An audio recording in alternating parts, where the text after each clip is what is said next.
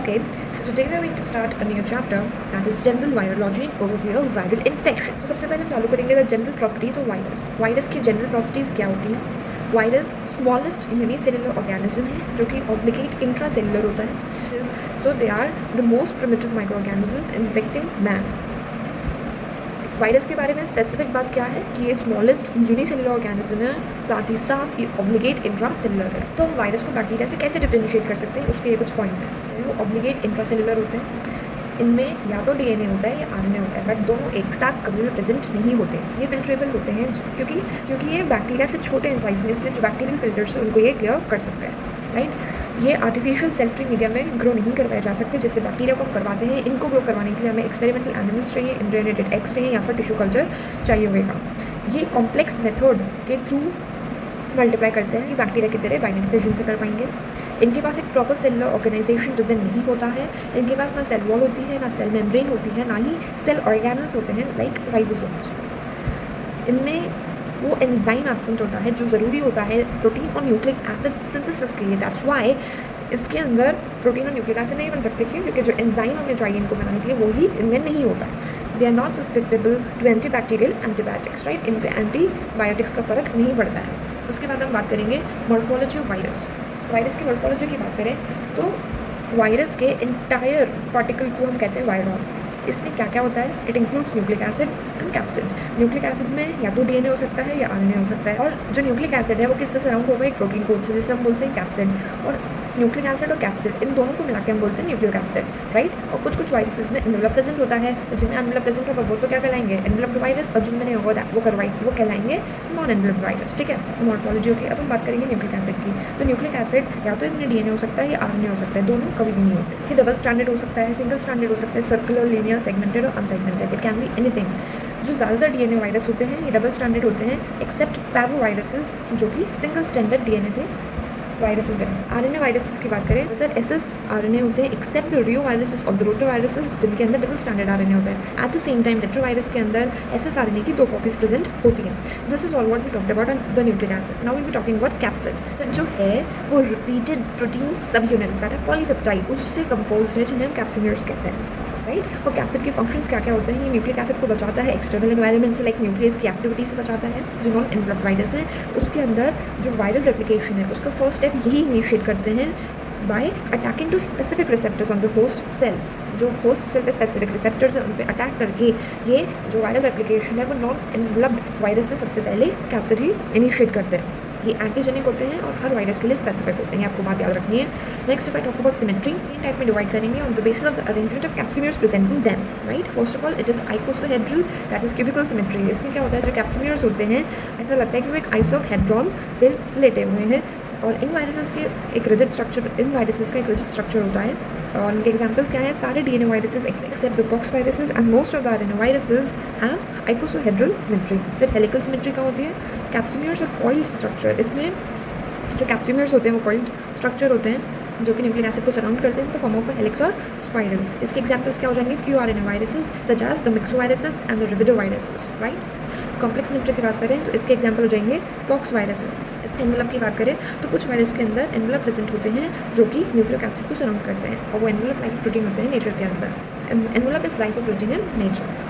उसका जो lipid part होता है वो होस्ट सेल की मेम्ब्रेन से डिराइव करता है और जो उसका प्रोटीन पार्ट होता है वो वायरस के थ्रू ही कोटेड होता है. ये कुछ सब यूनिट से मिलकर बना हुआ होता है जिन्हें हम कहते हैं पैप्लोमियर्स. जिन्हें हम कहते हैं पैप्लोमियर्स जो कि जो सेल की सर्फेस है, जो एनवेलप की सर्फेस है उस पर प्रोजेक्ट करते हैं एज स्पाइक्स. वायरसेस होते हैं उनमें एक से ज़्यादा टाइप के पैप्लोमियर्स प्रेजेंट होते हैं जैसे कि इन्फ्लुएंजा वायरस. इसके अंदर होता है हेमाग्लूटिनिन एंड न्यूरामाइनिडेज पैप्लोमियर्स. ये प्रेजेंट होते हैं इन्फ्लुएंजा वायरस के अंदर. राइट, और जो पैप्लोमियर्स होते हैं वो एंटीजेनिक होते हैं नेचर के अंदर. ये जो है ये सिर्फ और सिर्फ स्पेसिफिक रिसेप्टर्स से ही बाइंड कर सकते हैं. तो वायरसेस जो हैं वो एनवेलप्ड होते हैं. नॉन एनवेलप्ड डीएनए वायरसेस कौन से हैं? Parvovirus, adenovirus and papovavirus. Non enveloped RNA viruses कौन से हैं? That is your picornavirus, reovirus, hepatitis A virus and hepatitis E virus. ठीक है, तो ये तो जाएंगे आपके non enveloped DNA viruses and RNA viruses. Next if we talk about size of the viruses. तो वायरसेस एक्सट्रीमली स्मॉल स्ट्रक्चर्स होते हैं जिनकी रेंज होती है 20 to 400 नैनोमीटर्स इन साइज. जो स्मॉलेस्ट वायरस है वो है पार्वो वायरस, लार्जेस्ट वायरस है वो है पॉक्स वायरस जिसकी साइज़ है 400 नैनोमीटर्स, राइट। और क्योंकि इनकी साइज़ इतनी छोटी है इसलिए जो बैक्टीरियल फिल्टर्स होते हैं उससे ये पास कर जाते हैं, ये लाइट माइक्रोस्कोप के अंदर विजुअलाइज नहीं किए जा सकते। वायरस की अगर मैं शेप्स की बात करूँ तो वायरसेस रफली स्फेरिकल होते हैं, कुछ एक्सेप्शंस होते हैं जैसे कि रैबीज़ का वायरस ब्लड शेप्ड होता है, एबोला वायरस फिलामेंटेनियस, पॉक्स का वायरस ब्रिक शेप्ड होता है, adeno virus space vehicle shaped होता है, rota virus wheel shaped and tobacco mosaic virus is rod shaped. Virus और प्रियॉन्स में क्या डिफरेंस होता है? जो एंटायर वायरल पार्टिकल है उसे तो वायरॉन बोलते हैं, जिसके अंदर क्या होता है, प्रोटीन, कैप्सिड कोट होता है और न्यूक्लिक एसिड होता है। लेकिन कुछ इनकम्प्लीट वायरल पार्टिकल्स होते हैं जिन्हें हम कहते हैं prions. Prions abnormal infectious protein के मॉलिक्यूल्स हैं जिनके अंदर न्यूक्लिक एसिड प्रेजेंट नहीं होता है। ये फिजिकल और केमिकल एजेंट से हाईली रेजिस्टेंट होते हैं। ये एक न्यूरो डीजेनरेटिव कंडीशन प्रोड्यूस करते हैं ह्यूमन ब्रेन के अंदर जो है प्रियॉन डिजीज। फिर जिसकी नॉमेनक्लेचर एंड क्लासिफिकेशन थी तो वो कराया जाता है by the international committee on taxonomy of viruses. जो वायरस है ये फैमिली में डिवाइड होता है, फैमिली उसमें जीनोम्स होते हैं। वायरस जो कि ह्यूमन को इन्फेक्ट करते हैं वो 24 फैमिलीज को बिलोंग करते हैं, राइट। कुछ फैमिलीज़ जैसे कि पॉक्स वायरिडे, हर्ब्स वायरिडे, पार्वो वायरिडे, ये क्या होती हैं, सब फैमिलीज होती हैं जो फर्दर जनरा में डिवाइडेड करी जाती हैं। अब हम चालू करते हैं वायरल रेप्लिकेशन से। वायरस जो है वो बाइनरी फिजन नहीं करते हैं, ये complex way of cell division perform करते हैं जिसके 7 सिक्वेंशियल स्टेप्स यहाँ पे दिए हुए हैं। So that is your attachment, penetration, uncoating, biosynthesis, assembly, maturation and release. पहले पॉइंट की बात करेंगे, दैट इज योर एब्जॉर्प्शन और अटैचमेंट। ये रेप्लिकेशन का, वायरल रेप्लिकेशन का फर्स्ट स्टेप होता है और मोस्ट स्पेसिफिक स्टेप भी होता है। इसमें क्या इन्वॉल्व होते हैं, रिसेप्टर इंट्रैक्शंस प्रेजेंट होते हैं इसके अंदर।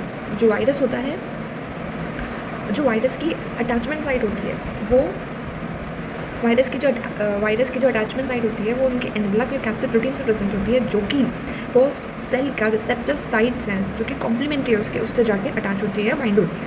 इसके एग्जाम्पल की बात करें, HIV में वायरल सरफेस ग्लाइकोप्रोटीन जो है, HIV में जो वायरल सरफेस ग्लाइकोप्रोटीन है GP120 वो होस्ट सेल के CD4 मॉलिक्यूल से जाके बाइंड होता है। इन्फ्लुएंजा में जो वायरल हेमैग्लूटिन है, इन्फ्लुएंजा में जो वायरल हेमैग्लूटिनिन है जो कि एक एनवेलप प्रोटीन है, ये जो रेस्पिरेटरी एपिथेलियम है, जो रेस्पिरेटरी एपिथेलियम है उसके सरफेस पे जो ग्लाइकोप्रोटीन रिसेप्टर्स हैं उससे जाके बाइंड होता है। ये हो गया अपना फर्स्ट है। अब हम सेकंड स्टेप की बात करें तो दैट इज पेनिट्रेशन। अटैचमेंट के बाद जो वायरस पार्टिकल्स हैं वो होस्ट सेल के अंदर जाके पेनिट्रेट करते हैं। पेनिट्रेशन 3 टाइप से हो सकता है, that is phagocytosis, membrane fusion and injection of nucleic acid. Phagocytosis को हम वायरोपेक्सिस भी बोलते हैं। एक रिसेप्टर मीडिएटेड पेनिट्रेशन है। इसमें क्या होता है, एंडोसाइटोसिस होता है।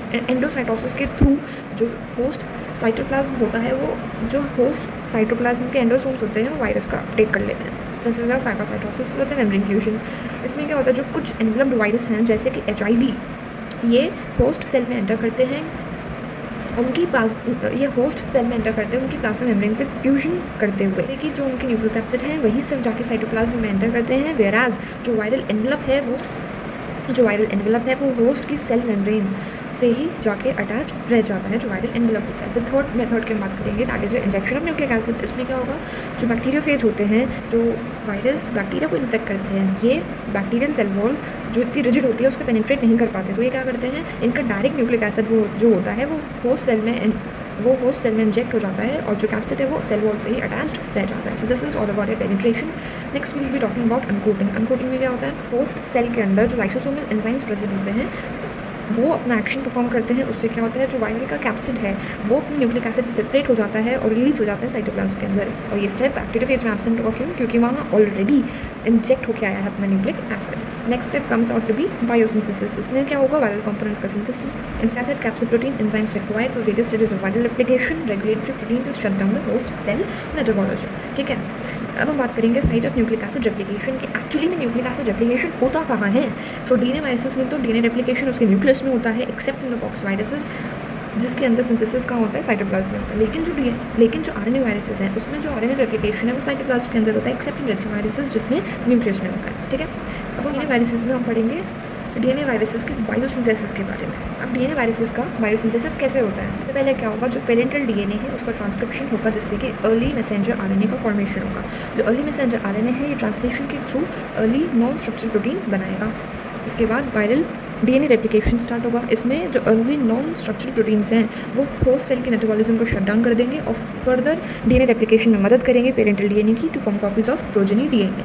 इसके बाद जो प्रोजेनी डीएनए है वो दोबारा ट्रांसक्रिप्शन में जाएगा, उससे लेट एमआरएनए बनेगा जो फर्दर ट्रांसलेट होकर लेट स्ट्रक्चरल प्रोटीन्स बनाएगा like the capsid envelope proteins.